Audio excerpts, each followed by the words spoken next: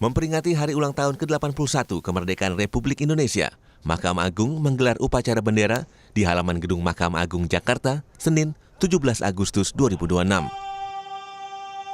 Ketua Mahkamah Agung Sunarto bertindak sebagai inspektur upacara. Upacara diisi dengan prosesi pengibaran bendera merah putih, pembacaan Pancasila, Undang-Undang Dasar Negara Republik Indonesia tahun 1945, serta naskah proklamasi.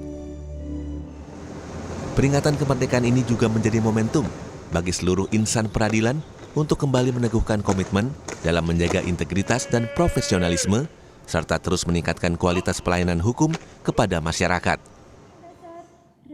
Dalam kesempatan yang sama, Mahkamah Agung juga memberikan sejumlah penghargaan kepada ASN di lingkungan MA.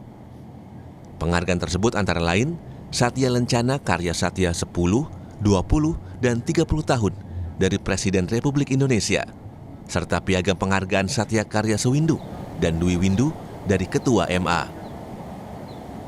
Penghargaan diberikan sebagai bentuk apresiasi atas kesetiaan, pengabdian, dan kecakapan kerja ASN selama menjalankan tugas di lingkungan lembaga peradilan.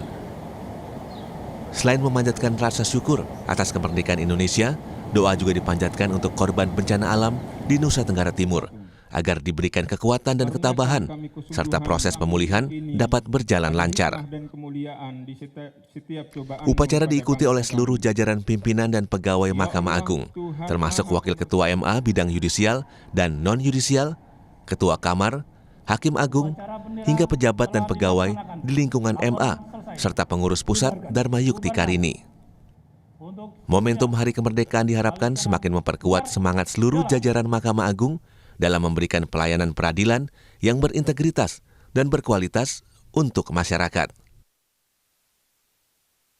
Tim Liputan Kompas TV.